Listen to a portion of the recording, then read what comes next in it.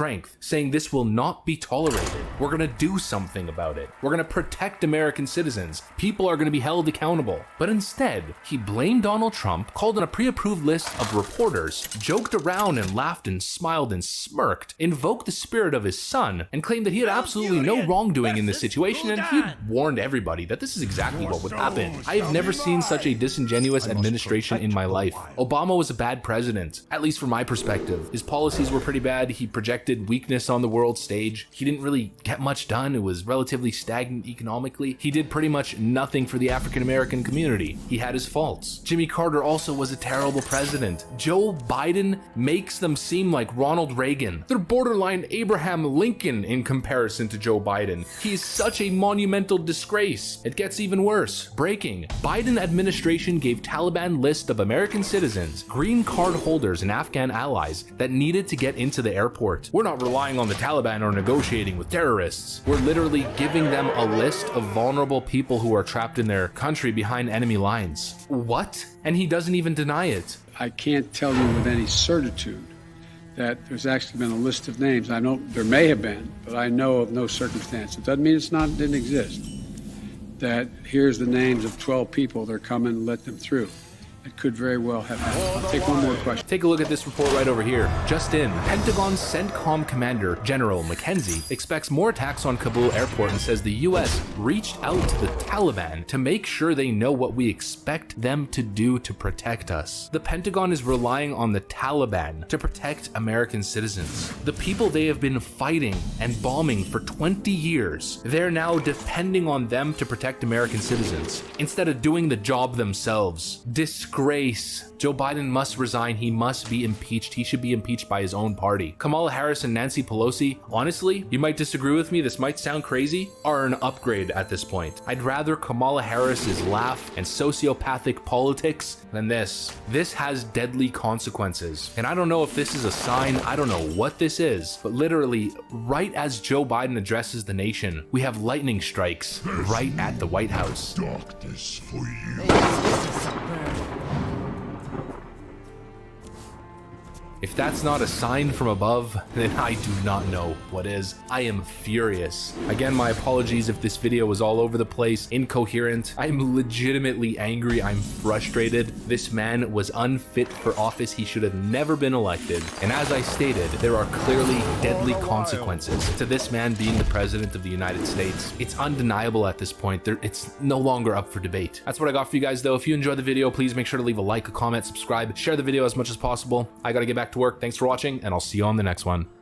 A little agony goes a long way. Hey guys, welcome to the Liberal Hive Mind, a channel solely focused on exposing the abundant hypocrisy of the left. And in today's video, we really need to transport directly into the Liberal Hive Mind. And that's exactly what it is. It's a hive mind. It's a cult. I have never seen such delusion in my entire life. I mean, it's just crazy, just existing on Twitter and sometimes going down the Twitter rabbit hole and seeing these horrid, and I mean absolutely horrid political takes from Twitterati lefties. It just baffles the mind. You know, when you think to yourself, who in their right mind would ever vote for Joe Biden? How is it even possible after everything you've seen over the last 8 or 7 months that you still support the guy, that he had a low 50s approval rating in the first place? Those people exist, and they're a very, very special breed, the vote blue no matter who crowd, and that's exactly what I want to focus on for this video. Kayleigh McEnany stated an objective fact on Fox News. I mean, something you just can't argue with, and the Twitter left absolutely lost their minds. So let me show you guys exactly what Kayleigh said, and then let's go over the response from the Twitter left, and go over the phenomenon of the vote blue no matter who crowd. Delve into the mind of the liberal hive mind. It's gonna be a wild ride. But before we get into any of it, please make sure to leave a like, a comment, subscribe, share the video as much as possible. We're still shadow banned by the YouTube algorithm, hidden from non-subscribed viewers. And with that out of the way, let's roll the tape. Alright guys, so here's the Fox News clip of Kayleigh McEnany saying a basic statement that had the left up in arms.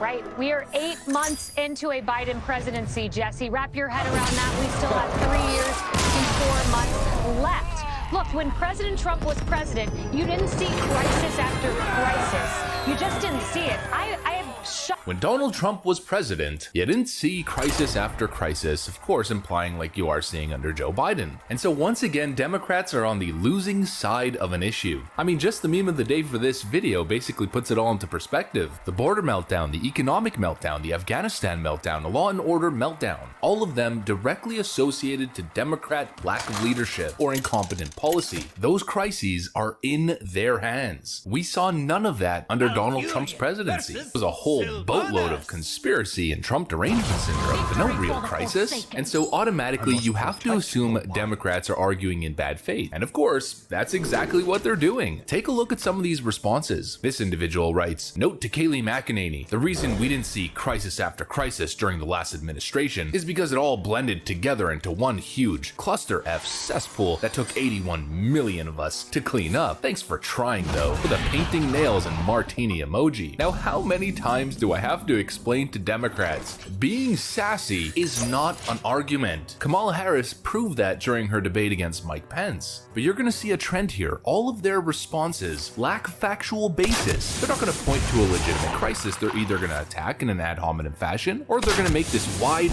bold claim without any data, without any sources, without any facts whatsoever, which can all be summed up essentially into Orange Man Bad. And I've pretty much lost my mind. Take a look at the trend. This individual writes, "Every day of the Trump administration was a crisis." That's not a crisis. That's you being an emotionally unstable man-child who didn't like the results of a presidential election. And another one, Kayleigh's correct. It was one continuous crisis known as the term. Kayleigh McEnany says when Trump was president, we didn't see crisis after crisis. Listen up, BS Barbie. Here we go again, the tolerant, compassionate left, launching ad hominem sexist attacks towards Kayleigh McEnany. I've been around the block. I know a crisis when I see one. Trump's entire presidency was one of the worst crises this country has ever seen. You know a crisis when you see one, yet you fail to name a single one. And they just sum it all up as Donald Trump was a crisis because they had their feelings hurt by a couple mean tweets. Actually, Kayleigh is right. Trump crisis never stopped. His entire presidency was one big crisis. We never had one single day of peace. You never had one single day of peace because you created an entire persona around hating Donald Trump. He took over your entire life for 4 years because you just couldn't accept that he had beat your girl Hillary. It's that simple. Losing an election to a perceived evil orange man is not a crisis. Here we go with another genius political take. Okay, wait for it. Kayleigh McEnany actually just said on Fox, when President Trump was president, you didn't see crisis after crisis. OMG, exclamation mark, exclamation mark, exclamation mark, exclamation mark. That's not an argument. OMG with 4 exclamation marks is not an argument. Being sassy is not an argument. Orange Man Bad is not an argument. They're just unfounded attacks, and that's all we see. The next one was going after Kayleigh McEnany once again, as they have been since the start, with slanderous attacks. My phone won't let me type the name Kayleigh McEnany without correcting it to K-Lie, but constantly seems right to me. I mean, possibly the worst joke ever written, but this is a trend that we see all the time. 2 specific things anytime the left reacts to Kayleigh McEnany. Or actually 3 things. The first is attacking her in a horrible sexist manner. The next is claiming that she's a liar, or spelling her name like this, as you see in the comment section down below, KK Kayleigh, implying that she's some sort of white supremacist or KKK member. Absolutely despicable. None of these are arguments. They claim that Kayleigh McEnany is a liar. They call her K-Lie McEnany, or K-Lie constantly, but they will be hard-pressed to find a single lie from the former press secretary. Not a single one. I challenge Democrats to name a single crisis or to name a single lie ever uttered by this former press secretary. Her entire job for the short time that she was the press secretary for Donald Trump was debunking phony narratives. And you know, it all kind of comes full circle here if you think about it. This idea that Donald Trump's presidency was just filled with crises. Half of the supposed crisis or scandals involving the president have been disproven, have been debunked. Phony anonymous sources, a phony dossier, absolutely wacko out of your mind conspiracies, all of which ended up with the president being found totally innocent of all charges. These people are so disingenuous, so, how can I say this nicely, cognitively inefficient. Their political takes are so incredibly bad that it hurts. It hurts my soul, it hurts my brain. It gives me an awkward feeling in my chest of frustration. Take a look at this one. Here's the supposed crisis in Donald Trump's term. Charlottesville, an isolated moment in American history that was completely overblown, didn't necessarily have anything to do with President Donald Trump in the first place, was definitely not a crisis, it was just an isolated incident, and is something that has been falsely attributed to the president, the very fine people hoax, which the media deliberately edited out the president out of context and misled the American people. Democrats have nothing, so they continue to use these debunked hoaxes to defend their arguments. El Paso shooting. What? Las Vegas sniper. First of all, he wasn't a sniper, but how is that in any way associated with Donald Trump? And how is that even a crisis? Having his supporters gather for his rallies in a pandemic, again, not a crisis. Not to mention they were held in states where he was following guidelines and laws. There's no massive super spreader outbreak that has ever been attributed to them.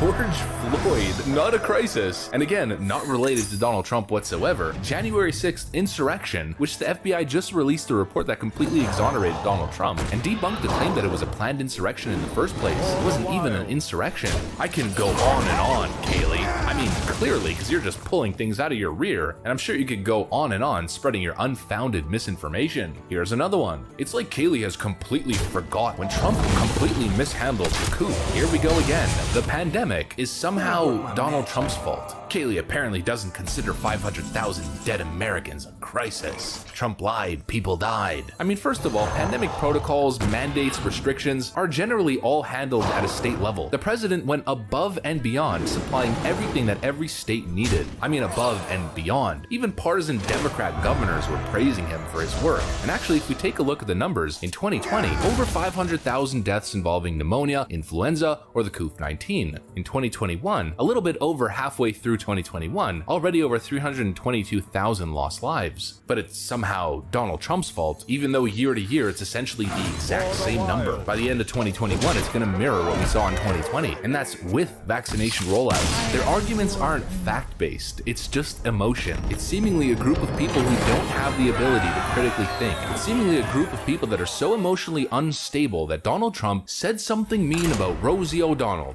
We get it. And forever from that point, absolutely lost their ability to critically think. There wasn't a single crisis under Donald Trump's presidency. Not one. In fact, the opposite. Crime going down, increased border security, the greatest bull market in American history, the lowest unemployment rates ever, even for African and Latino communities. Joe Biden's been in office for 8 months. He's undone absolutely everything. Economic crisis, border crisis, oil crisis, Afghanistan crisis, public security crisis. The coup is raging again. It seems as though it doesn't really care who the president is now, does it? But the liberal hive mind will continue being the liberal hive mind, living in some sort of fantasy land where a geriatric, incompetent, child-sniffing, Washington swamp deep state operative is somehow an upgrade from Orange Man Rad, one of the greatest presidents in American history. Give me a break. These people have lost the plot, folks. They're living on a different planet, and it's nearly impossible to coexist and to have a conversation with people who aren't operating in reality. That's what I got for you guys, though. If you enjoyed delving into the liberal hive mind, then make sure to leave a like, a comment, subscribe, share the video as much as possible. We're still shadow banned by the YouTube algorithm. I gotta get back to work. Thanks for watching, and I'll see you on the next one.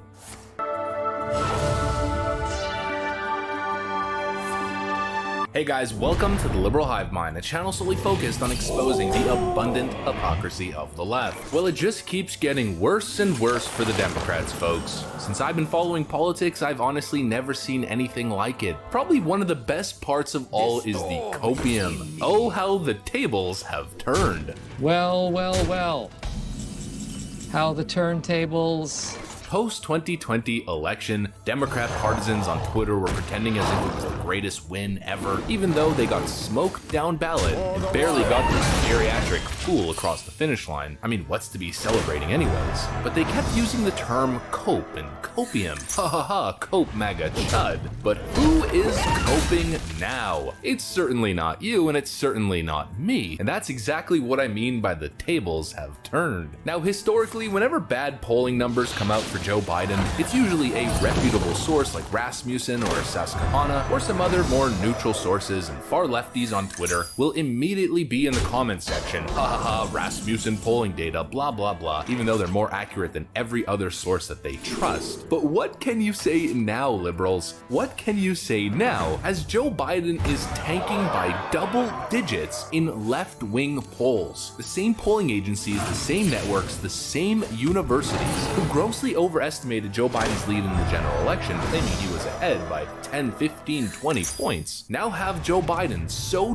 deep underwater that at this point it's become essentially undeniable. Lefties, you voted for a potato, and the numbers don't lie. So let's get into the downfall of this sleepy potato and of course the copium going on the left. But before we get into any of it, please make sure to leave a like, a comment, subscribe, share the video as much as possible. We are still shadow banned by the YouTube algorithm, hidden from non-subscribed viewers. With that out of the way, let's roll the tape. Alright friends, so it's finally happening. The true fallout, the true numbers. Biden job approval, approve 41%, disapprove 55% from Suffolk University and USA Today. A negative 14% disapproval spread. 41% approval, and this is USA Today. Lefties can't say, well, oh, it's just a Rasmussen poll, even though Rasmussen is usually below or within the margin of error. This is USA Today. This is Suffolk University, the same polling agencies that throughout the general election had Joe Biden with a double-digit lead. In fact, just a couple months ago, in their favorability polling data, having Joe Biden with a plus 13, plus 14% net favorability. This is game over, folks. Biden is toast. If we delve in a little bit deeper into those numbers,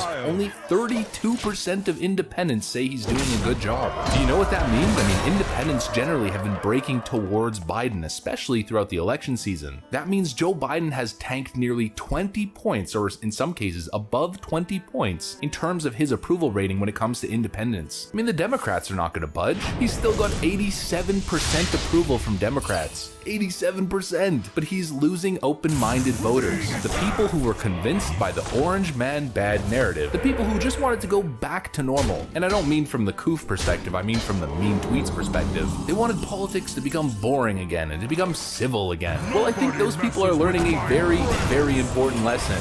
Never vote for a phony politician in a suit. Vote for policies. Vote for results. Vote for honesty. I mention this all the time because it's important. The entire narrative that people built around Donald Trump was that he was a liar. But I constantly say Donald Trump was not a liar. He didn't have a problem with lying too much. He had a problem with telling the truth too much, and that's what got him in trouble. Joe Biden's a liar. Establishment Democrats and establishment rhino Republicans are liars. They tell you one thing, but behind closed doors, they're stabbing you in the back. Joe Biden's entire campaign platform was a lie. He ran on lies. When faced with scandal and crisis and controversy, he lies his way out, which is exactly what we've been seeing with this whole Afghanistan debacle, and it's of course what's putting him underwater. If he was to actually take responsibility, he claims that the buck stops with him, but of course his actions tell a completely different story. But if he was to take responsibility for his failures, most likely a lot more Americans and a lot more independents would end up standing by him. But it's just the whole disingenuous political aura that surrounds him and surrounds the Democrats. We know what's going on. We know the reality. We're not stupid. We can see. We have brains that work. We can hear. Yet Joe Biden, his foreign policy advisors, the Secretary of State, Jen Psaki, everybody who speaks for the Biden administration looks at you straight in the face. When you understand reality, you know the context, and they lie to you. It's a losing strategy. Here's a perfect example. There's still Americans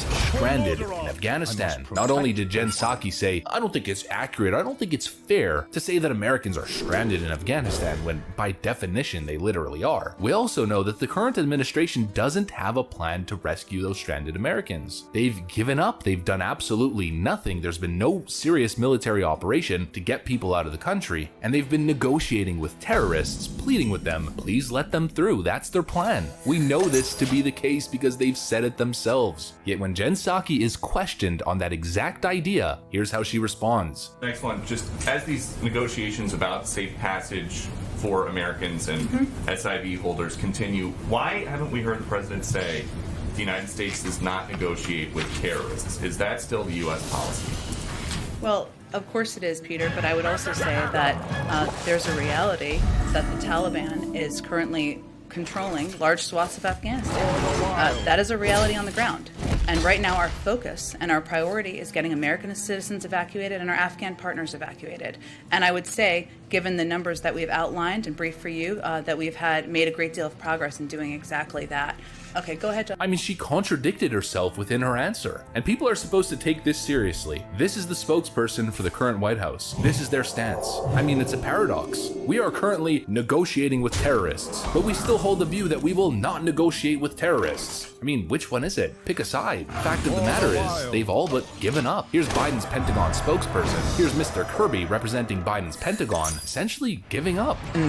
The mission is over, and when we are leaving the airport will not be the United States our responsibility anymore. So how it gets managed going forward will be something that the Taliban, who are now in Kabul, will have to manage them on their own with them, and I assume with the international community, but that won't be an American responsibility. The mission is over and it's no longer our responsibility. They've essentially admitted that they've given up. After August 31st, you're on your own, folks. You're in the hands of the Taliban. Don't worry, you're in good hands. Give me a break. The level of dishonesty from this current administration is unbelievable. And I mean literally unbelievable. It's hard to believe that they can be this ridiculous. And of course, I'm leading to something. Take a look at this tweet right over here from the Department of Defense. Afghan civilians board U.S. Air Force C-17 Globemasters at Hamid Karzai International Airport in Kabul. Linking this picture. Don't worry, folks. All is under control. We have a plan. The U.S. Air Force is evacuating civilians. Of course, we enhance, zoom in on the picture. It's not even an American aircraft. What does that say right there? Does it say the USAF? Is that the United States Air Force? It's the United Arab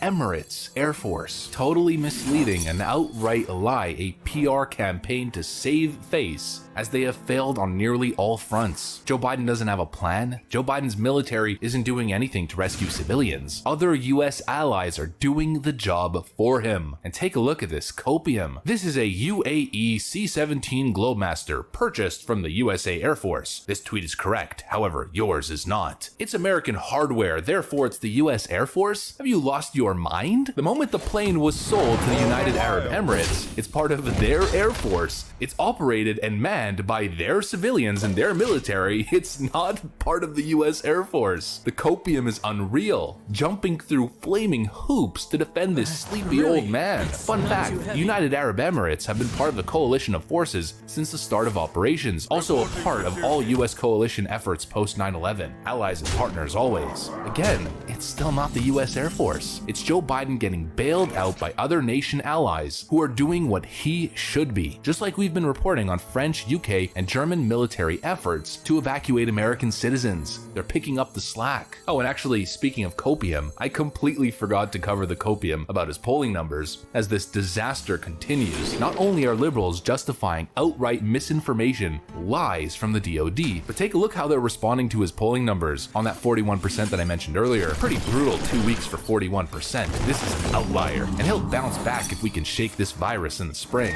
I agree with you on that. He's getting high marks elsewhere. High marks elsewhere. It's the botched Afghanistan withdrawal that's killing him. Temporary for sure. Just wait for the infrastructure and budget bills to pass. He will comfortably be at 55% plus. And literally the only thing that I can envision as I'm reading all of these tweets and these people who are justifying their terrible electoral decisions is the crying Wojak meme. Liberals, you done screwed up.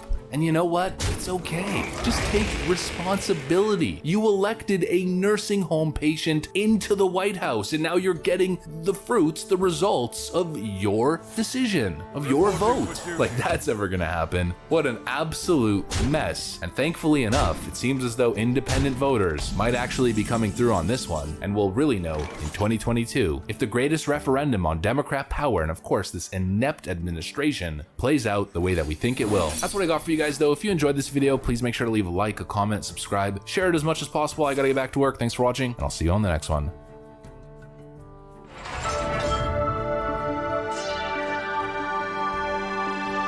Hey guys, welcome to the Liberal Hive Mind, a channel solely focused on exposing the abundant hypocrisy of the left. Absolute liars. These far-left propagandists on Twitter will stop at nothing to mislead their audience and continue to perpetuate this absolute hoax of the right-wing extremists being the greatest threat to America. It's honestly crazy. I don't know how they get away with this level of blatant misinformation. They just flat out lie and get away with it.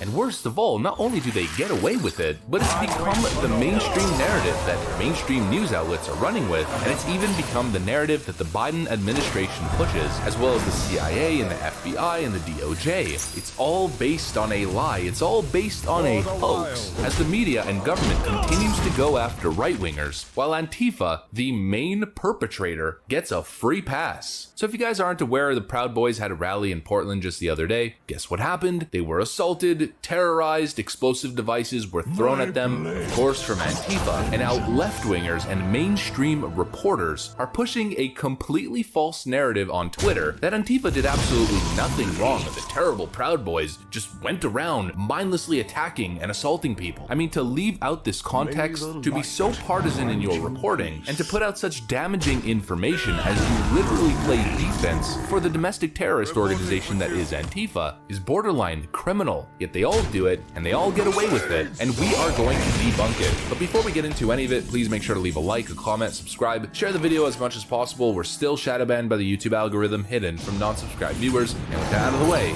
let's roll the tape. Alright guys, so first off, what's the narrative the left is pushing? We've got this from Vice News. Proud Boys' Summer of Love rally ended in blood, beatings, and gunfire. They claim that a coalition of heavily armed groups, including the Proud Boys, rallied for a Summer of Love event in Portland, Oregon, Sunday. The event had been advertised online with a colorful, hippie-esque flyer promising patriots spreading love, not hate. A completely slanted framing. Heavily armed groups, including the Proud Boys. Who do you think the heavily armed group was? Of course, it was Antifa. 4 Antifa members in black bloc walking down the Portland waterfront park. 2 armed, one carrying an SKS, and the other an AR-15. I caught these 2 at a distance, won't pursue them for better photos as I'm with my family. Oh, the evil Proud Boys are armed. Give me a break. Amy Siskin then retweets that piece, asking again, why haven't the Proud Boys been formally classified as a domestic terrorist group yet? That's what they are. George Takei writes, Portland police, when you show up in force for Black Lives Matter protests, but decline to show up for the Proud Boys riots, you are not being neutral, you are taking sides.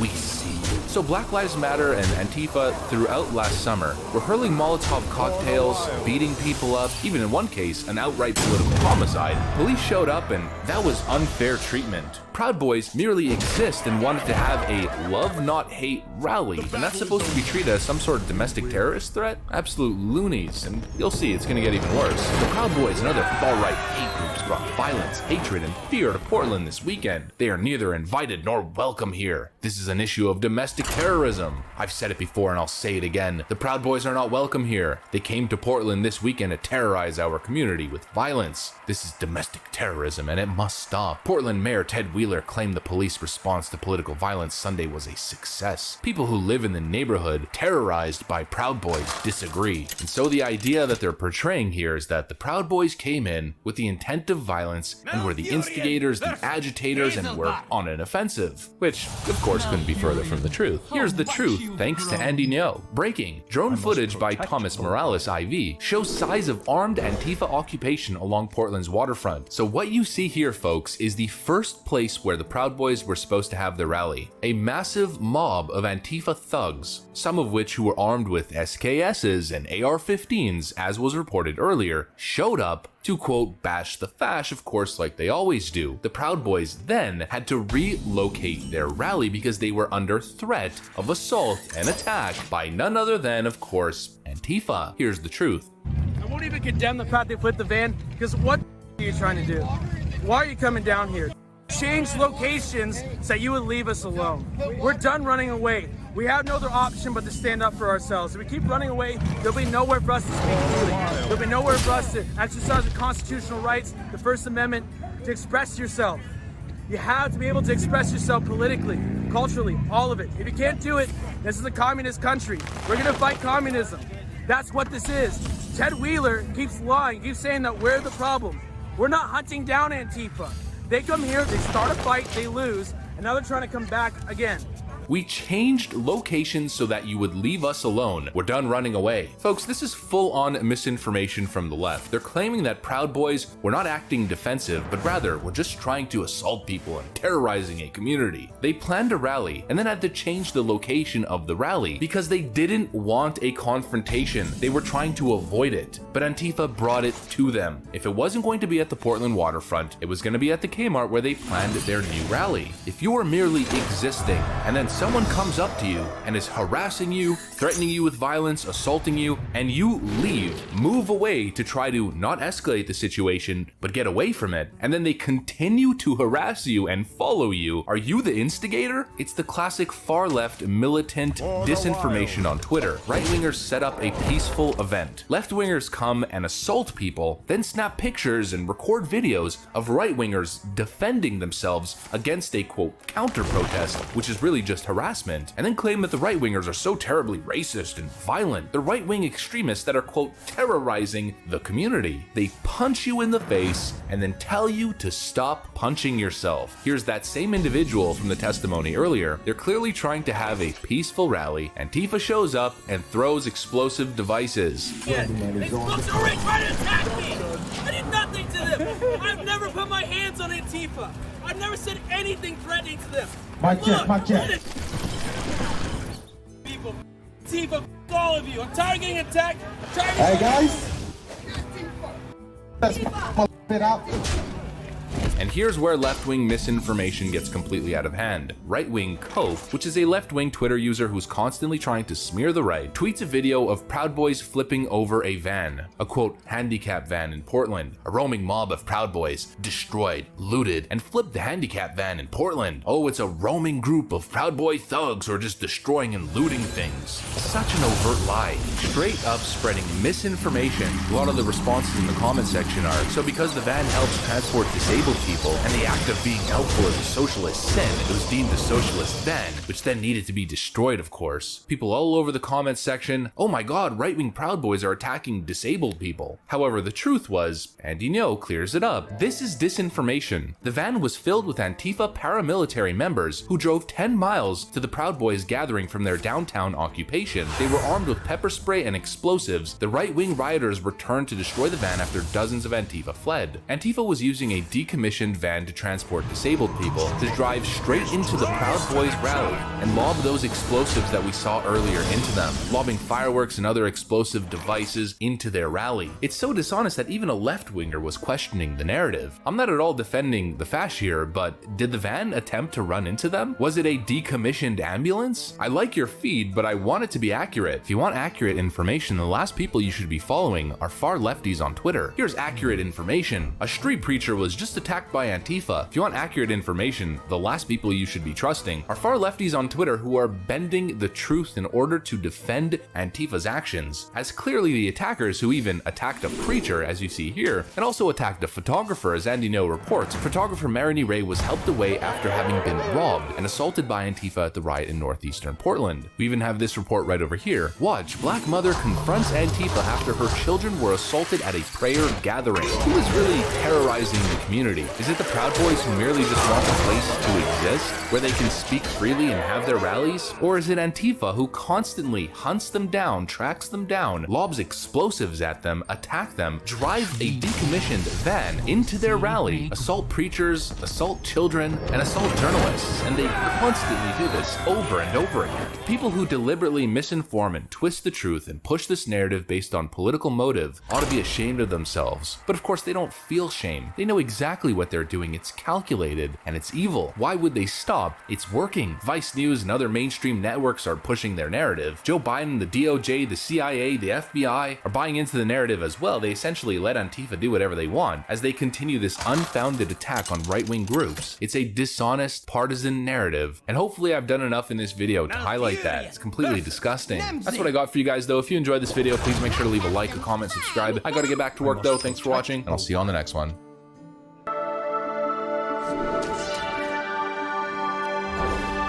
Hey guys, welcome to the Liberal Hive Mind, a channel solely focused on exposing the abundant hypocrisy of the left. We gotta talk about this viral clip, folks. Joe Rogan and Meghan Murphy absolutely blasting Justin Trudeau. And while the clip is, of course, hilarious, this video isn't just gonna be about ridiculing the crazy stuff that these far-lefty weirdos say, Justin Trudeau being one of their thought leaders, of course. There's a clear hypocrisy, a clear irony behind the blatant pandering and virtue signaling seen in the clip that Joe Rogan and Meghan Murphy are laughing at. And that specific point, that irony, that hypocrisy is exactly what I want to focus on. This idea that liberals, Democrats, lefties cause problems with their terrible policies and then pander and run on solving the exact problems that they caused. They keep you poor, they keep you destitute and desperate, and then promise you a light at the end of the tunnel. So of course, let's get into it, folks. Let's have a little bit of fun, let's have a good laugh, and then let's take it a little bit more serious and talk about the political implications. But before we get into any of it, please make sure to leave a like, a comment, subscribe, share the video as much as possible. We're still shadow banned by the YouTube algorithm, hidden from non-subscribed viewers. And with that out of the way, let's roll the tape. Alright guys, so straight from the post-millennial, watch Joe Rogan slams Justin Trudeau over viral she session video. Take a look at this.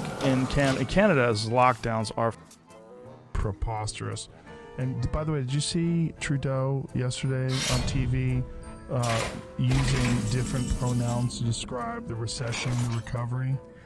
Oh, like the she session? Yeah, did you see that? I didn't actually watch it, but I did. Jordan Peterson's Instagram or his Twitter page, he retweeted it and said that this cannot be shared enough.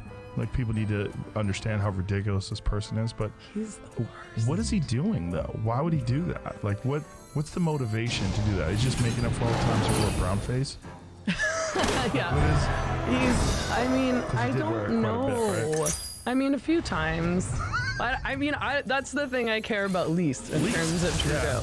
I mean, here, let's hear this. Take it from the beginning.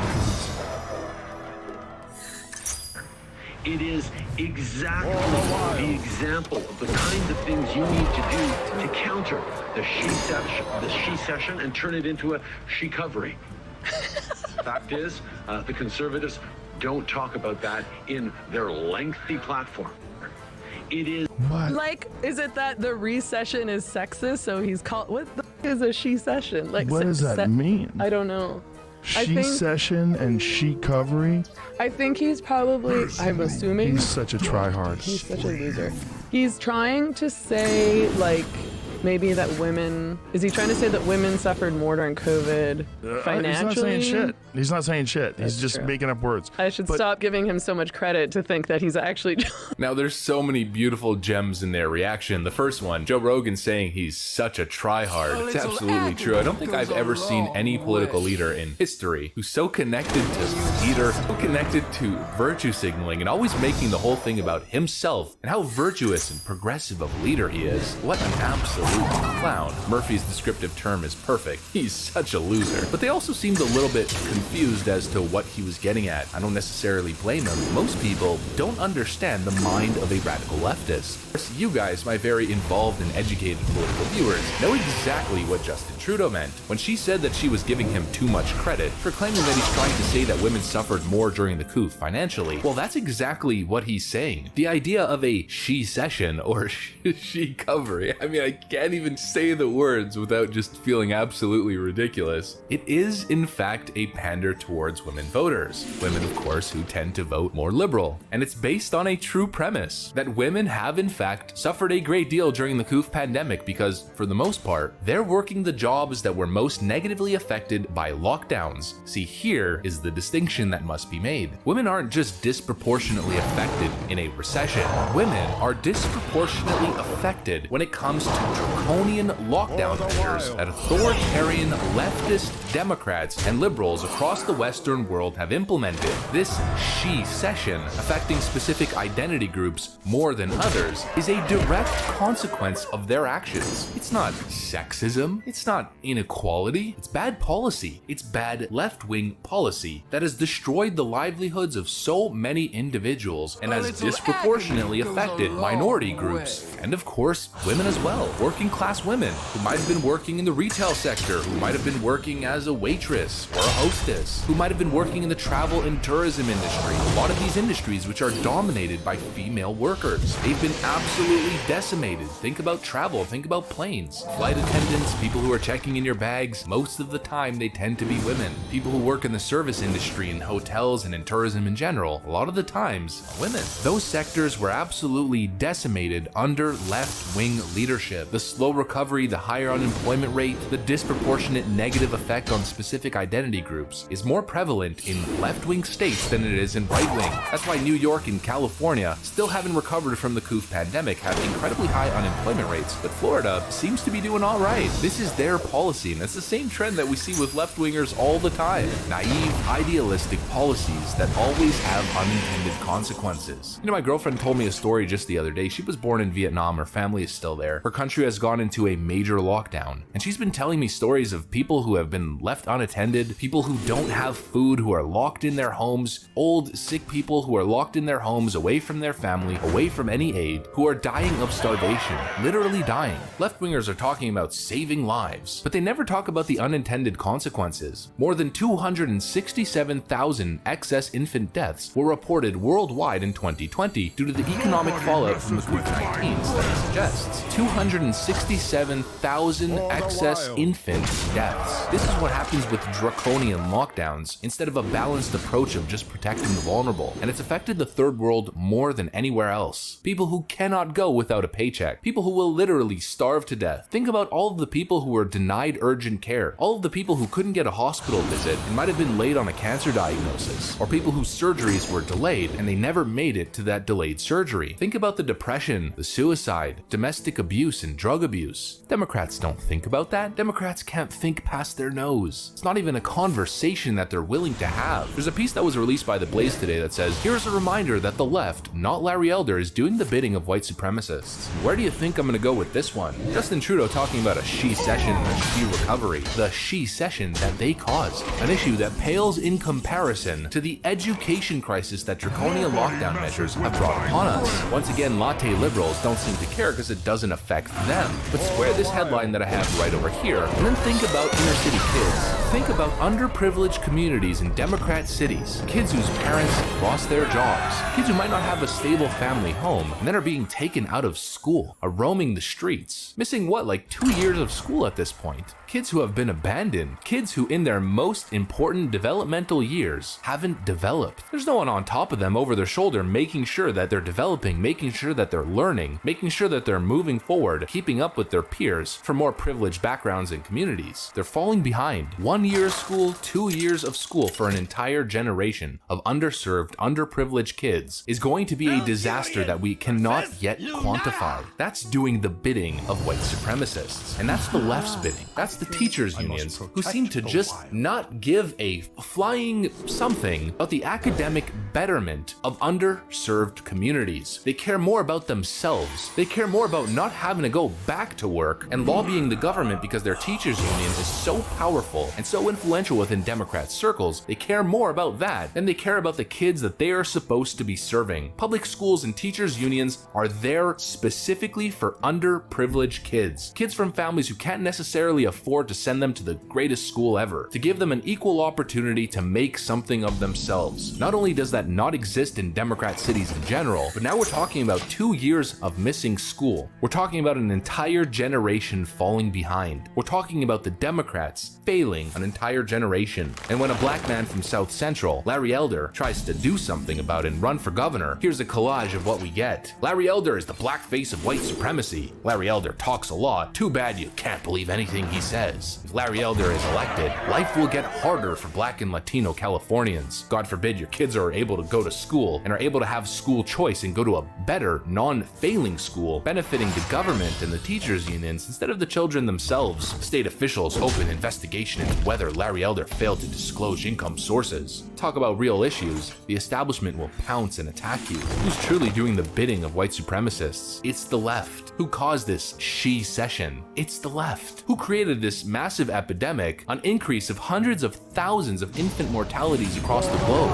It's the left. And I don't get how we're in this repeating cycle over and over again of Democrats ruining everything and then getting elected for decades upon decades, with voter bases putting trust in them as if they're gonna solve the problems, and then voters entrusting them to solve the problems that they failed to solve for all of those decades and all of those generations. It's baffling. Like I told you guys, the definition of insanity is voting for Democrats over and over and over again, expecting different results. It's not gonna happen. But of course, that's the video. If you guys enjoyed it, make sure to leave a like, a comment, subscribe, share the video as much as possible. We're still shadow banned by the YouTube algorithm. I gotta get back to work though. Thanks for watching, and I'll see you on the next one.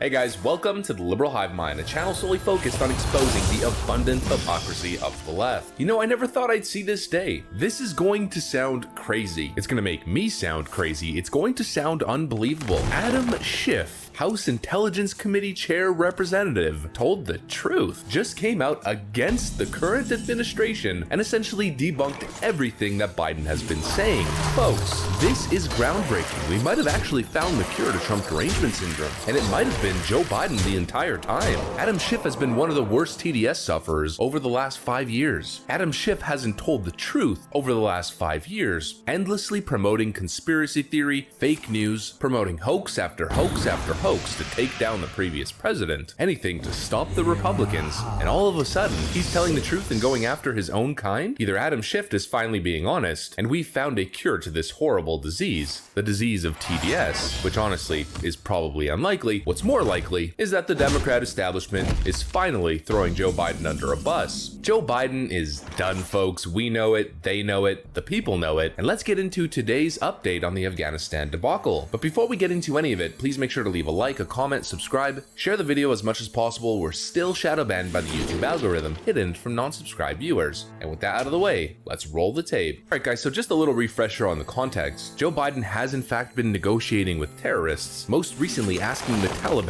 to extend the withdrawal date past August 31st. We even have this update right over here, negotiating with terrorists. Biden's CIA director fails to secure deadline extension from Taliban. Biden's CIA director himself had a secret undisclosed meeting with the Taliban, requesting to extend the evacuation date past August 31st, and the Taliban essentially told them to take a hike, that August 31st is the deadline or there will be, quote, consequences. The US military is now giving Joe Biden until Tuesday for a decision on the Afghanistan withdrawal extension, and Joe finds himself between a rock and a hard place. Go against the Taliban and extend the withdrawal, causing the Taliban to potentially retaliate and take American lives or take American hostages, or somehow, in the next 6 days, evacuate every single American citizen. It's essentially a lose-lose situation that Joe Biden has put himself into. And here's where Adam Schiff comes in, with his most recent update to the press actually very interesting. Just take a look at the headline. Adam Schiff, evacuations in Afghanistan likely not over by August 31st. Airport terror threat is very real. It gets more interesting, just bear with me for a second here. Speaking to reporters on Capitol Hill following a classified intel briefing, Schiff said that it is very unlikely evacuations in Afghanistan will be over by August 31st due to the overwhelming number of Americans, Afghan allies, and potential refugees currently stranded in the region amid an increasing hostile security threat. Schiff soberingly admitted, I think it's possible, but it's very unlikely, given the number of Americans who still need to be evacuated, the number of SIVs, the number of others who are members of the Afghan press, civil society leaders, women leaders. It's hard for me to imagine that all of that can be accomplished between now and the end of the month, within the next 6 days. Hard to imagine, essentially impossible. But what's very interesting there is he admits that Americans need to be evacuated, essentially debunking the claim from the other day from Jen Psaki in the Biden administration, claiming that Americans are not stranded in Afghanistan when they clearly are. Joe Biden has also made multiple claims that there isn't a current threat at the airport, despite his own Pentagon officials debunking him the exact same day. Well, now Adam Schiff does the exact same thing. I think the threat to the airport is very real and very substantial, and this has been a concern of mine for some days now, that this would make a very attractive target for ISIS or or other elements of Al-Qaeda, an opportunity to attack both US forces as well as Afghan nationals, and indeed the Taliban as well, and just cause chaos that will prolong the US stay. And so if you didn't catch that one, that is 2 Joe Biden claims now debunked in one, making the total 3. The first one debunking the claim from Jen Psaki that Americans are not stranded when they clearly need to be evacuated. The second one that the airport is not a danger as Joe Biden claimed. Adam Schiff debunking the president once again. And then on top of that, Joe Biden claiming that Al-Qaeda isn't even in the region. Adam Schiff specifically says, based on intelligence reports, that Al-Qaeda and ISIS are a threat at the airport. So that's 1, 2, 3. Let's continue. Adam Schiff also said, the intelligence agency's assessment of the Afghan government's ability to maintain itself became increasingly pessimistic over the course of the last 6 months, and there were any number of warnings that the Taliban might take over, and some that included a potential of a very rapid the Afghan government and forces. This is the most damning part of Adam Schiff's statement. He's essentially saying that over the last 6 months, not during Donald Trump's presidency, but over the last 6 months, the assessments from the intelligence agencies became increasingly pessimistic. They were warning Joe Biden that the fall of Afghanistan could happen almost immediately, and that the Afghan forces would not be strong enough to deter a Taliban takeover. Joe Biden was warned. Joe Biden had 7 months to prepare. If he was planning to inevitably exit the country, he had time to prepare for evacuations, to secure the embassy, secure American IP, equipment, and of course munitions, and he did none of it. Adam Schiff essentially just debunked Joe Biden's main defense, that it was somehow Donald Trump's fault, and he was just sticking to the plan when he clearly wasn't. And on top of that, claiming that Joe Biden wasn't being briefed with intelligence reports that were claiming that the country would immediately fall as the US withdrew. Adam Schiff just essentially set the record straight. It's not Donald Trump's plan, it's not Donald Trump's fault, it's not the intelligence community's fault, it's strictly Joe Biden and his cabinet's fault. The blood is on their hands. This is what happens when you elect a geriatric incompetent. Everything Joe Biden touches turns to rot. When things go bad, Joe Biden may claim that the buck stops with him, but the reality is every time things go bad, Joe Biden lies and tries to save his own behind. We have this report right over here from the Daily Mail, a very reputable source that says Biden finally ordered US troops to rescue Americans in Kabul. I mean, just that sentence alone, think about the lack of decisiveness. These missions should have started over a week ago before the withdrawal, and after the Afghanistan debacle, it should have been the immediate reaction. But let's continue with the headline. Allegedly, Joe Biden told commanders last week that he feared of a Black Hawk Down moment and banned them from sending soldiers out of the airport. Joe Biden allegedly, to save his own behind, to save his own face, ordered US troops to stand down, to stay at the airport and not go evacuate American citizens from Kabul. Folks, they say Joe Biden has been on the wrong side of nearly every foreign policy decision over the past couple of decades. Those statements are clearly accurate, and it's having devastating consequences. Report: only 3,300 US citizens are evacuated from Afghanistan. The number, I believe, is 12,000, potentially even higher. I think the total number of people that needed to be evacuated was around 12,000, if I'm not mistaken. This whole thing started around August 16th, so it's been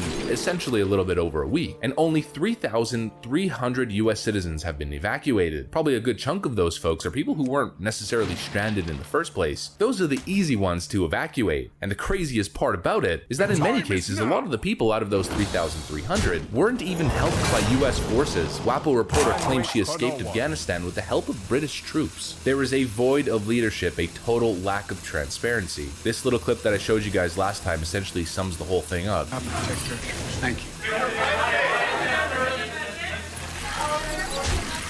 Do you know how many Americans are left in Afghanistan? Joe Biden ignores and just walks out of the stage. This is not the fall of Saigon. This is not a Benghazi moment. This is absolutely worse. And like I always say, I think it's just getting started. Joe Biden was right when he said the buck stops with him, because clearly, based on testimony, evidence, and reports, all of this, from the no planned withdrawal to now American citizens stranded in Afghanistan and US troops being told to stand down instead of evacuating those citizens, all of it is strictly Joe Biden's fault, period. Even Adam Schiff admits it. But that's what I got for you guys in this video. If you enjoyed it, please make sure to leave a like, a comment, subscribe, share the video as much as possible. We're still shadow banned by the YouTube algorithm, hidden from non-subscribed viewers. I gotta get back to work though. Thanks for watching, and I'll see you on the next one.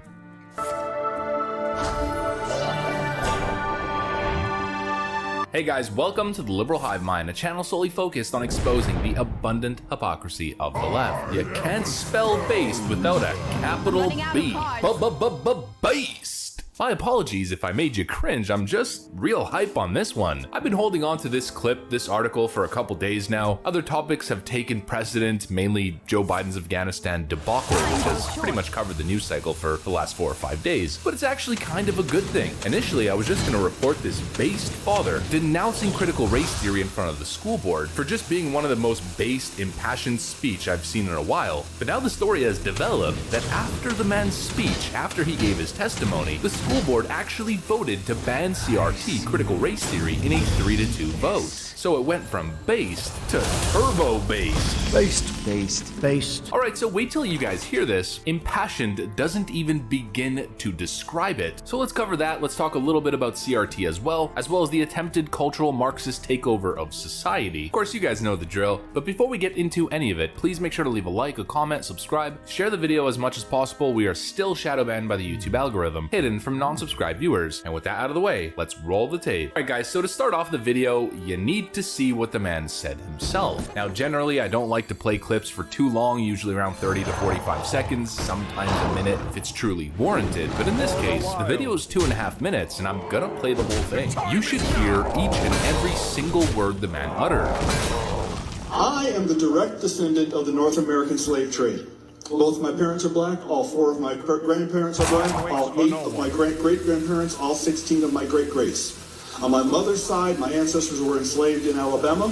On my father's side, we were enslaved in Texas. I am not oppressed. I'm not oppressed, and I'm not a victim. I'm neither oppressed nor a victim. I travel all across this country of ours. And I check into hotels, and I fly commercially, and I walk into retail establishments, and I order food in restaurants. I go wherever I want, whenever I want. I am treated with kindness, dignity, and respect, literally from coast to coast. I have 3 children.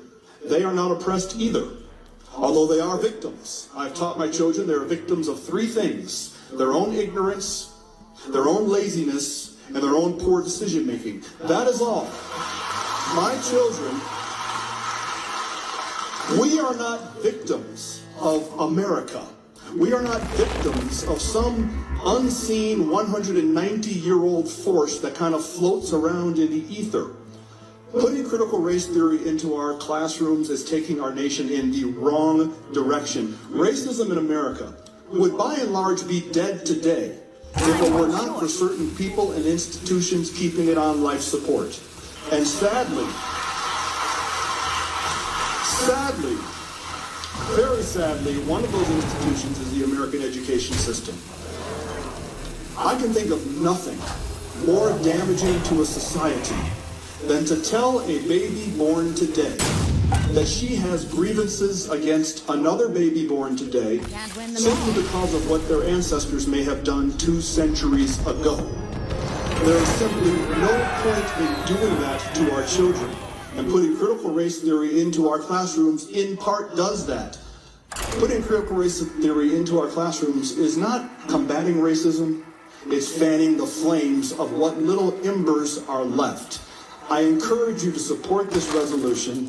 Let racism die the death it deserves, and let's keep living the life of a country of freedom. Thank you.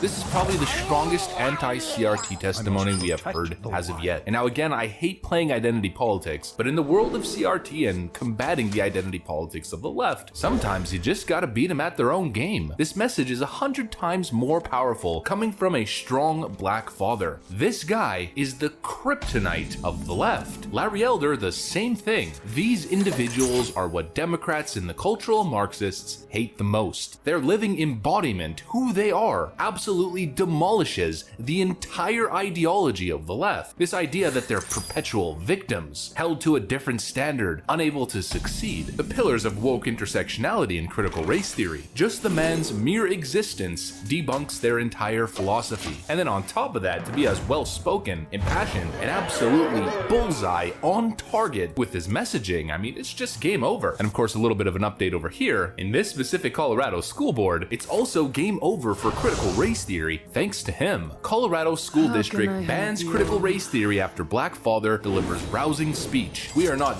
victims of America. Based. And the way that I feel about this headline can only be described by one specific meme.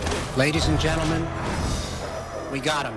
Ladies and gentlemen, we got him. Another one bites the dust. See, the way the left has been framing this whole anti-CRT push across the country can be best described with the word that they love to use. They coined it a white lash. That it's just white people that are afraid that they're losing control in their own country. They're losing their white America, and they'll do anything to preserve it. But American minorities have been some of the strongest anti-CRT proponents. The most viral posts of parents absolutely BTFOing CRT aren't white people. They're all representing minority groups. CRT and woke academia is pointing the finger saying, you are a victim. You need our help. And these individuals are saying very simply, don't patronize me. I am not a victim, and America is the greatest country on the planet. It's a very simple message, and it's resonating. This push to ban CRT that we've seen across the country has been truly bipartisan. It's transcended race. It's not just white people. It's not just Republicans who are opposed to CRT. It's Republicans, independents, and Democrats. And it's every single ethnic group that is on the record with either over a majority,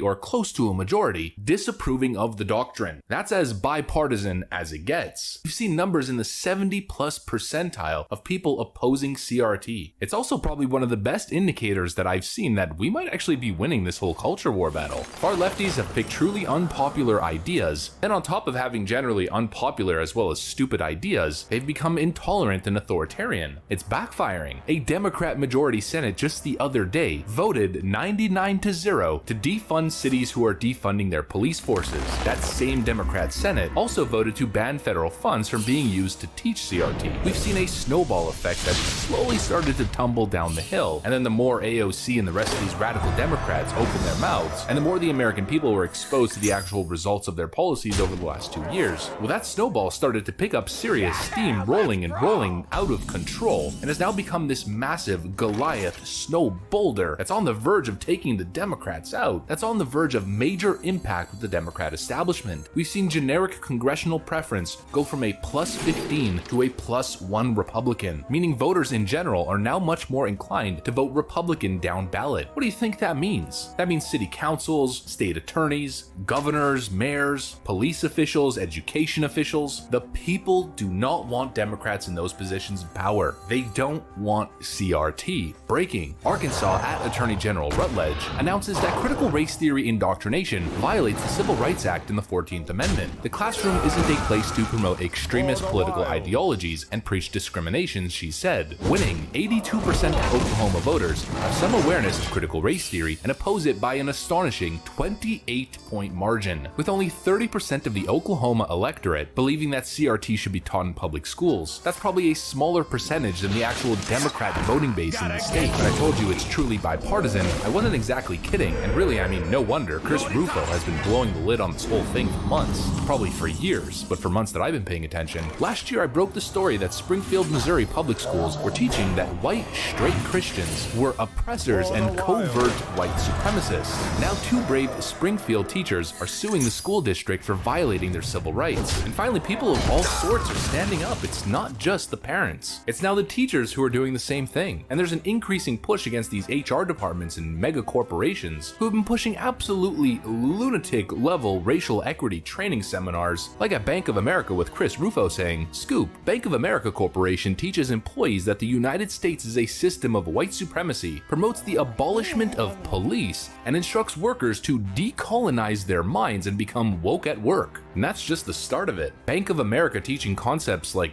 white fragility. They've lost their mind, folks, and you know you're on the losing side if you're siding with Bank of America and massive corporations. This whole thing is just mutated. It's an amalgamation. Look, giving lefty academics maybe the benefit of the doubt that it might have started as some sort of push for racial equity or social justice, whatever it is, it's clearly turned into some corrupt tool to grab more power. Why do you think corporations love it so much? Vivek Ramaswamy broke it down best on Fox News. But actually, if you look more closely, it is a way that these guys deter regulatory scrutiny. And so they figure regulators tend to be liberal. Why not deter them by projecting our woke values and professing anti-racism instead?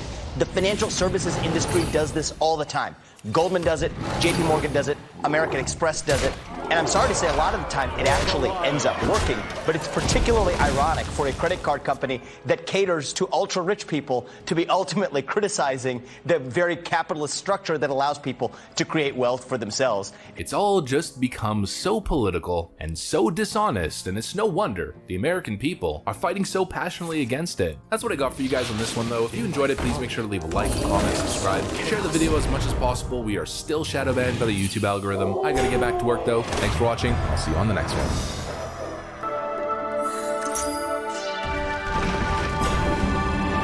Hey guys, welcome to the Liberal Hive Mind, a channel solely focused on exposing the abundant hypocrisy of the left. I don't know about you guys, but each and every single day that Joe Biden is in office, I miss Donald Trump more and more. Each and every single day we go by that Donald Trump is exiled from Twitter, I miss Donald Trump more and more. The absolute sheer level of incompetence of this president is beyond measure. But the incompetence is one thing. You could be a big old dummy, but still be a relatively good leader if you project strength. But Joe Biden is a double package of incompetence mixed with absolute cowardice and naivete. It's a bad mix, folks, and it's not just a bad mix, it's a dangerous mix. And as much as I don't want to make this prediction, as tragic as this sounds, Joe Biden's cowardice is going to lead to more loss of life. His naivete and his blind trust, and the fact that he's completely given the upper hand to the Taliban regime, not only negotiating with the Taliban, but seemingly at the mercy of the Taliban.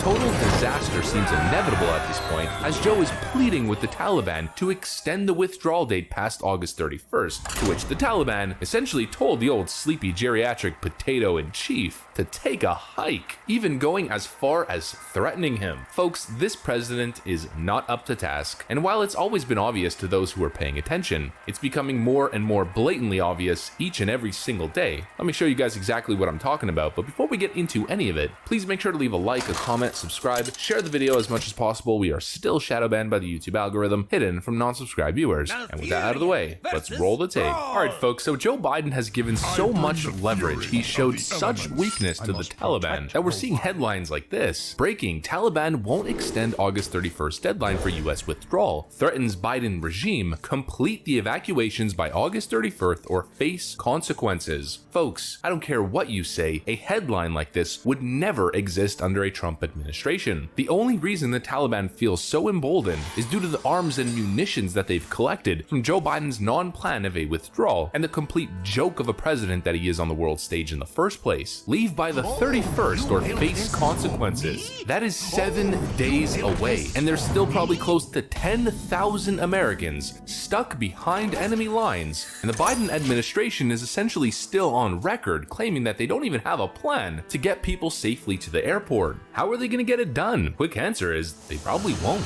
We even have a report of 1 dead after firefight breaks out at Kabul airport, but the Biden administration essentially is hands off. Your life is in the hands of the Taliban. We gotta leave the country by August 31st or bear the consequences. An absolute joke. You got 7 days. Go get your people. Disaster, disaster, disaster. And this John Kirby character just being questioned on how many people have been evacuated so far. Once again, clearly just trying to save face and avoid the political blowback, as clearly the majority of Americans in Afghanistan are still stuck there. You're telling me that John Kirby would refuse to answer the question if 85 to 95% of the individuals were evacuated from Afghanistan already? They'd be yelling from the mountaintops. A successful福乐顶级希腊式优酪，美味无加糖，多50%乳蛋白。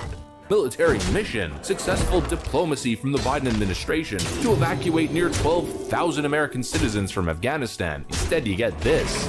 So if it's just a matter of checking the number, can you do that and give it to us? Or if you're being deliberately vague, don't tell me why you're being deliberately vague. I think I'm just going to leave it at several thousand right now, Dave. Well, then tell us why. Because I think the number is very fluid, and literally changes nearly by the hour. It's not more fluid than these 11,000, 37,000. I'm going to leave it several thousand right now. A total refusal to acknowledge the reality and be transparent that most people are still stuck behind enemy lines. A refusal to tell the truth and a continued refusal to acknowledge reality. Delusional Joe Biden on Afghanistan. I think history is going to record this was the logical, rational, and right decision to make. In Moscow, are you happy we left? They'd love nothing better for us to continue to be bogged down there, totally occupied with what's going on. So the idea, I think that history is going to record, this was the logical, rational, and right decision to make. So thank you all so very much.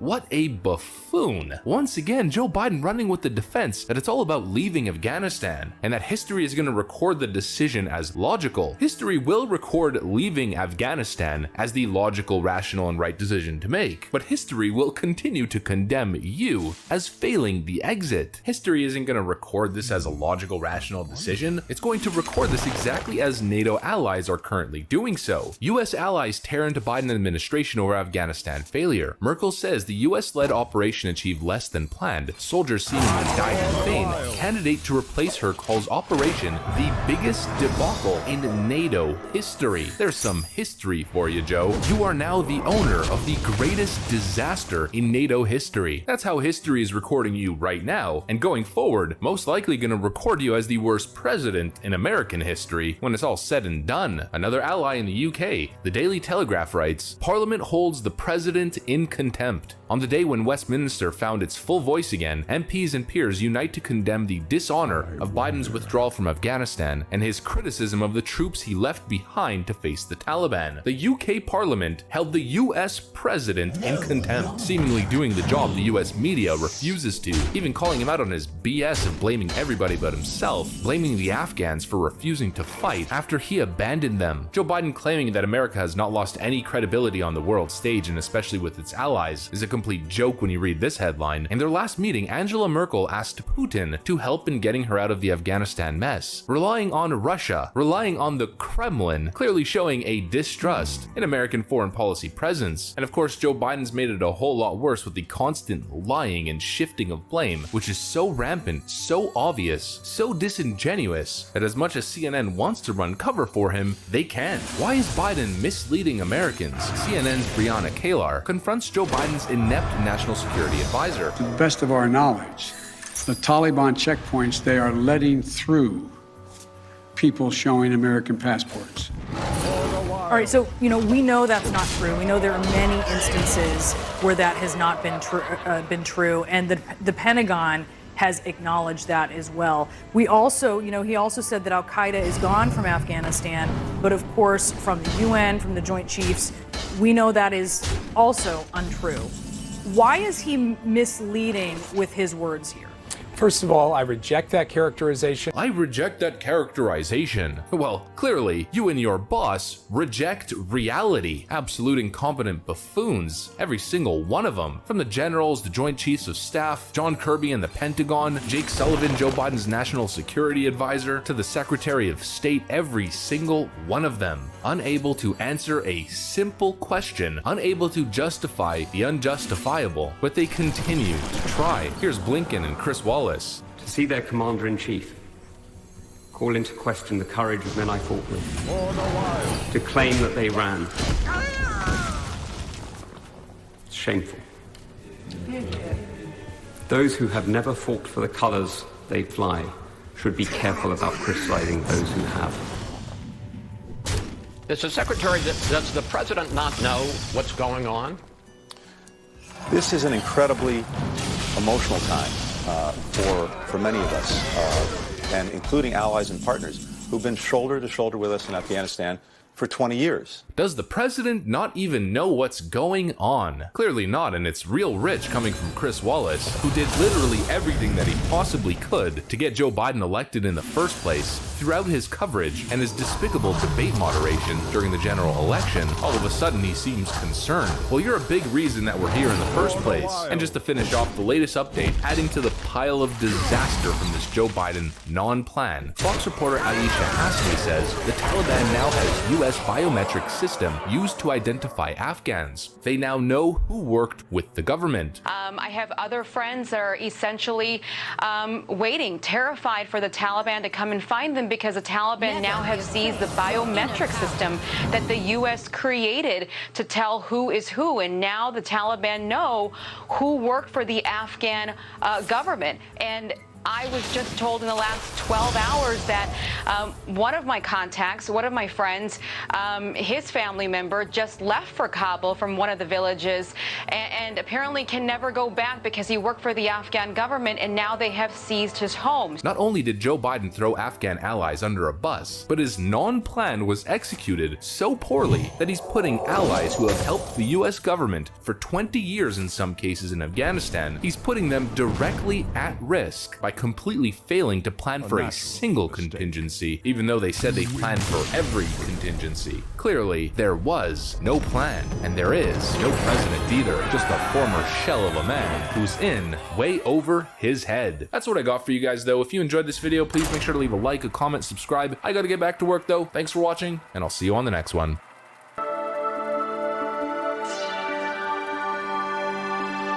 Hey guys, welcome to the Liberal Hive Mind, a channel solely focused on exposing the abundant hypocrisy of the left. I have to admit I've been enjoying the last couple of days. Watching the Biden administration collapse in front of our very eyes has been an experience to say the least. You know, Democrats had a lot of wild theories when it came to Donald Trump in 2016. Probably one of the craziest was Donald Trump is gonna start World War III. But you know what Democrats never got to say throughout the entire time? They never got to say, I told you so. They wanted the Mueller report to come out and vindicate all of their claims, point their fingers and say, see, we told you he was a Manchurian candidate, we told you he was Putin's puppet, but they never got the opportunity. We said a couple things when it came to Joe Biden, that he wasn't going to do anything for black people. We'll take a check on that I told you so, that he would not be respected on the world stage, and that the West's enemies would feel emboldened, that he would be disastrous for the economy. A big fat check on that one, disastrous for public security and border security, a big check on that one, and we can go down the list with so many I told you so's that we just wouldn't be able to fulfill them all. I'd run out of breath and lose my voice before I could finish. And the Democrats, they sealed their own fate. They built a house out of straw, weak, feeble, just like Joe Biden. And then the moment the wind became too powerful, the whole thing got blown away. And all that's revealed at the end is Joe Biden in his boxer brief, wondering who's gonna wipe his butt. But really what I'm trying to get at here is those winds, those strong winds that blew the straw house away, is a metaphor for reporters finally asking real questions and this current White House collapsing under a basic level of scrutiny. This time starring Jen Psaki, like always, fighting for the #1 spot as the most disingenuous person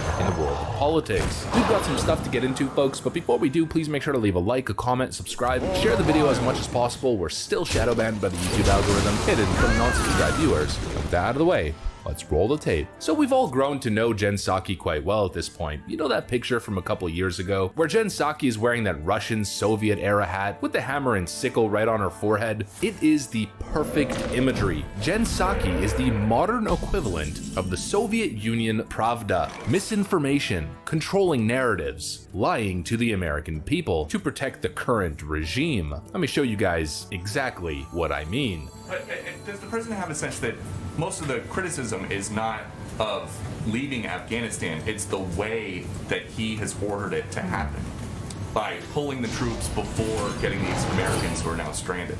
Does he have a sense of that? First of all, I think it's irresponsible to say Americans are stranded. They are not. We are committed to bringing Americans who want to come home.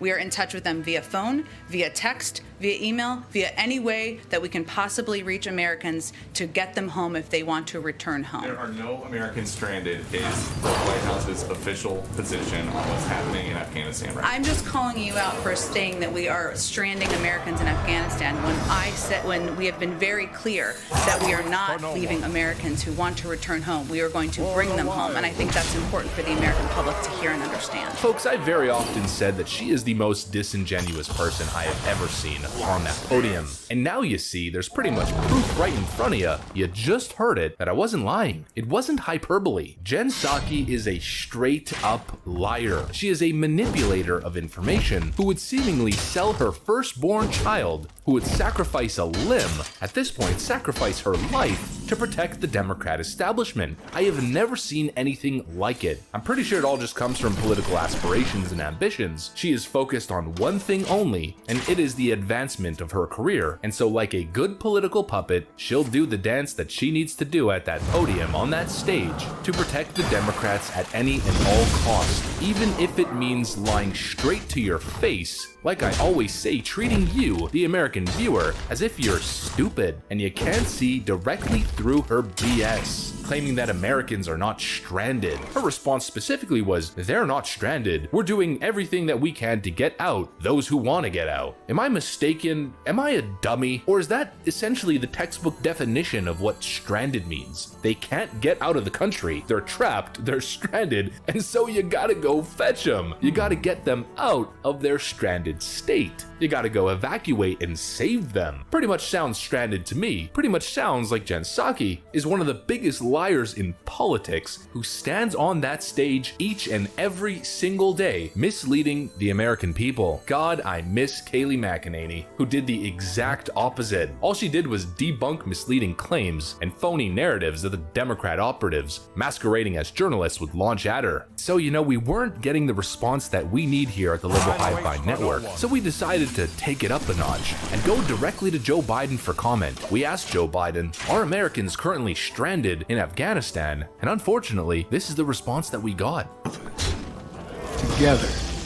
Together as the United States of America. So please get vaccinated today.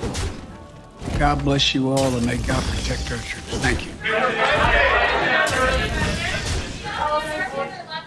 Well, I guess Jen Psaki's claim of this being the most transparent White House in American history isn't exactly aging well, now is it? And of course, Jen Psaki's claim from a couple hours ago that Americans are not stranded in Afghanistan also didn't age very well, almost instantaneously. Jen Psaki says, Americans are not stranded. Well, Americans say different. Listen, American mom stranded in Afghanistan pleads for help. Every moment a car passes by, I feel like they're going to pull in and execute us. I don't know if I'm going to see my children again. We've given up on the hope of going to the airport. It's not possible. I would like our president to make the process of evacuation faster. People like me, our fellow citizens, and people who help our troops on the ground. And we are devastated. We're scared for our lives.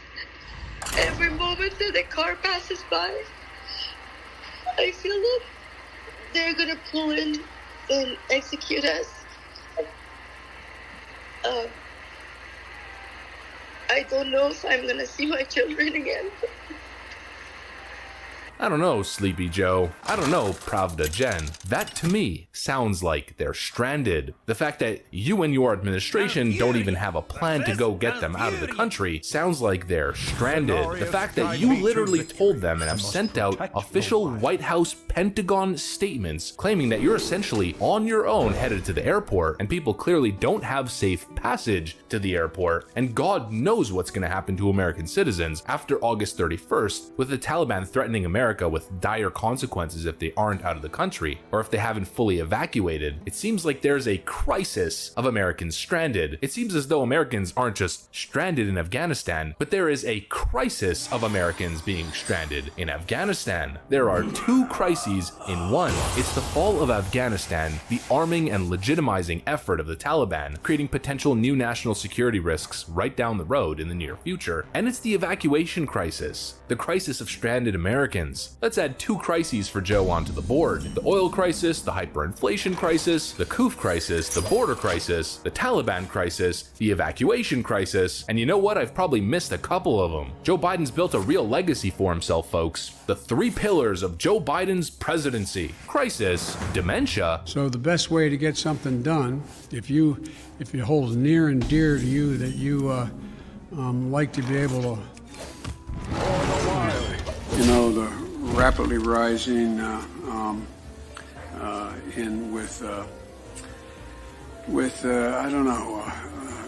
COVID has taken this year, just since the outbreak, it's taken more than 100 years. And transparency. Mr. President, what about ISIS and the threat that Americans face now? Thank you very, very much. Thank you.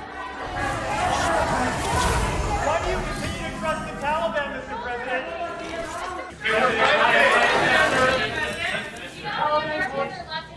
You all, and may God protect our troops. Thank you.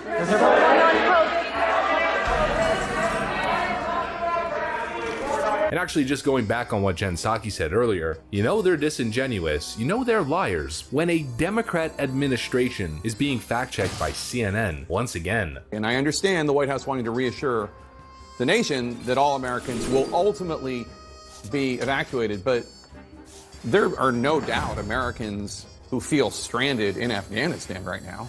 Yeah, some of this appears to be, as you point out, a message of reassurance, and some appears to be parsing words on what exactly is stranded. Jen Psaki appearing to say that if you want to get out, the U.S. will go to great lengths to get you out. But the Pentagon has acknowledged in a limited number of cases, according to what we've heard, that there have been Americans who are having trouble getting through Taliban checkpoints, who are having difficulties and problems getting to Kabul International Airport. And that appears to be what she's not acknowledging here, that there are Americans having issues. Limited numbers, the Pentagon says, but it is certainly happening from what we've heard here, from what we heard from the Defense Secretary and the Chairman of the Joint Chiefs briefing members of Congress. Liar, liar, pants on fire. I've never seen anything like it, folks. This administration is breaking more barriers than Hillary Clinton would have, breaking the glass ceiling, breaking barriers in all of the wrong ways. But that's enough of focusing on the negative like I always do in these videos. Let's turn it a little bit positive while remaining on a similar subject matter. As Joe Biden is getting smoked across the board on this Afghanistan issue, he's been trying to appeal to some issues that historically he's done pretty well on, one of them being the pandemic. Don't you find it interesting that as everything falls apart all of a sudden, Joe Biden is more active and present than he's ever been before? It's damage control, folks, and he's given a couple speeches on the Kuf pandemic, and he gave one earlier today on infrastructure, hoping to try to change the news cycle and focus on a winning issue. Well, it seems as though his plan is failing. Joe Biden plans Kuf 19 speech as approval of his handling of the pandemic falls 12 points. And by the way, it's down nearly 35 points with independents. And so everything the Democrats have been working on to use the Delta variant to fearmonger to get people to head to the polls in 2022 is falling apart. The Kuf pandemic in Florida is starting to slow down a little bit. From what we're seeing, the death rate isn't as bad as Democrats were hoping it would be, as crazy as that sounds. That Democrats are hoping for mass casualties so they can benefit politically, but it's just not working. Their attacks on Ron DeSantis haven't really affected his polling data so much. Democrats are tanking across the board. They're losing elections. Congressional preference, Joe Biden's approval rating, Kamala Harris, Larry Elder, etc., etc., etc. They still have not found a single winning issue heading into 2022. They haven't had a single win in the press. That's a good thing because they're certainly not deserving of one. Their disingenuous, manipulative tactics are not working. Their tactics of distraction are falling flat on their face as well. That's what I got for you guys though. If you enjoyed this video, please make sure to leave a like, a comment, subscribe, share it as much as possible. I gotta get back to work though. Thanks for watching, and I'll see you on the next one.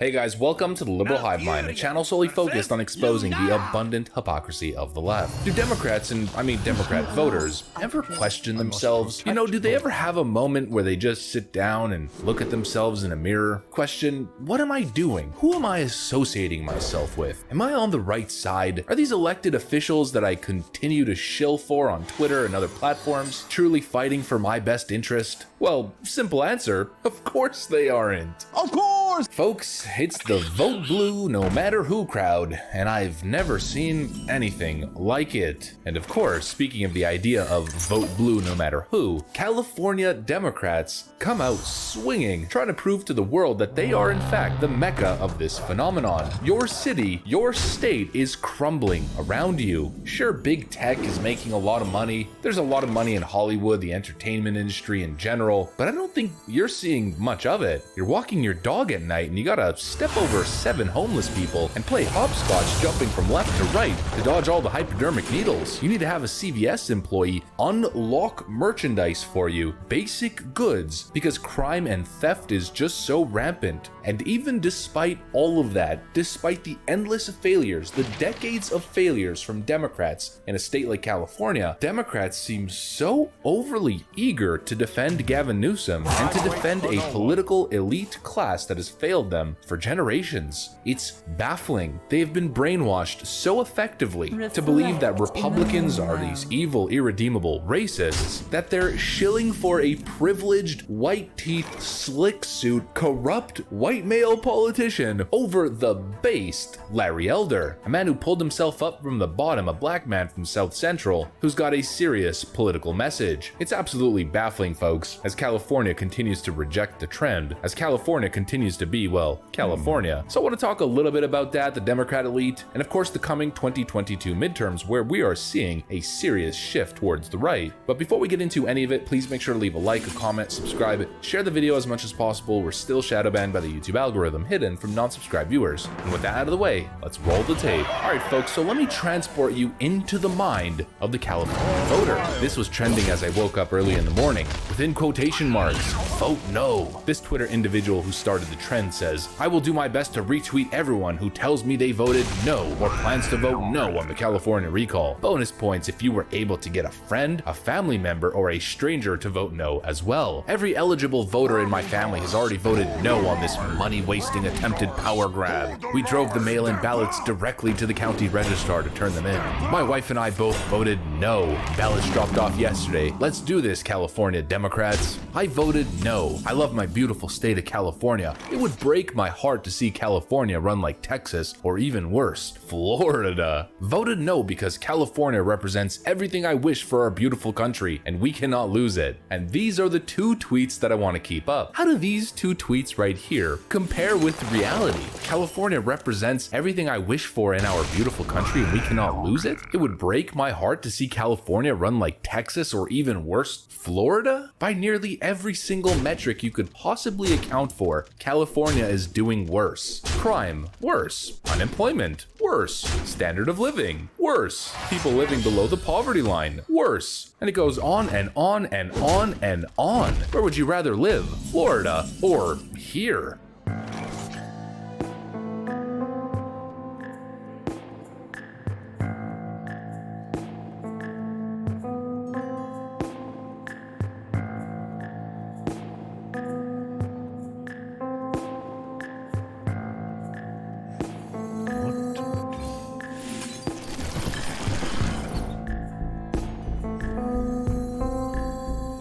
I mean, it's almost as if that was set up. An individual just taking a cell phone video out of their car as they're driving by, and it looks like a homeless hellscape. And then even for added dramatic effect in the foreground, the individual drives by an emergency vehicle dealing with the crisis. I mean, this is every second in California. And these people are talking about don't DeSantis my California. Don't elect Larry Elder because California is going to turn into a QAnon hellscape. That's one of the tweets. You people are out of your mind. It's as if you're not even paying attention to the numbers. It's as if you're not paying attention to what's what's going on the ground. I mean, I didn't even mention it earlier, but even when it comes to the COVID pandemic, the California death rate was pretty bad. Not to mention the second wave there was completely horrendous. People are being robbed non-stop, not to mention robbed by the California government to even make a living and to keep their business open. And while Californians continue to struggle, continue to suffer under Democrat leadership, where is your Democrat leadership? As Afghanistan falls, as crisis mounts, and as Californians are left to fend for themselves, Mrs. Chocolate Candy, Mrs. $25,000 freezer, Ice Cream Nancy is in the Napa Valley with political high rollers and major donors partying it up during a Democrat fundraiser, charging $29,000 for a chair. But for now, question was asked this morning by Ambassador Solomon about young people and how we're reaching out to young people in the area.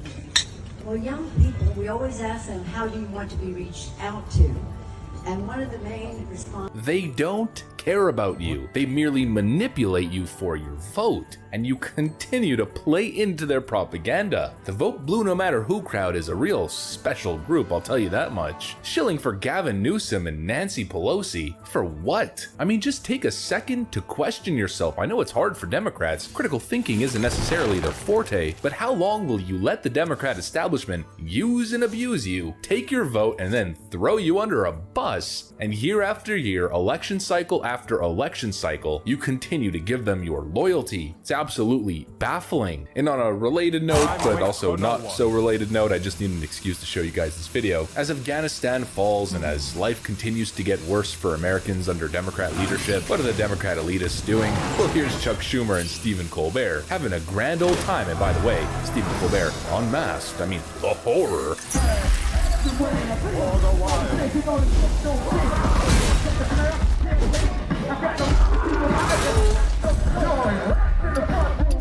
I've never seen anything so cringy in my entire life. Oh wait, yes I have. I also need an excuse to show you guys this clip. Speaking of Democrat elitists dancing, here's a video of Chris Cuomo at a club in the Hamptons right after his brother resigned.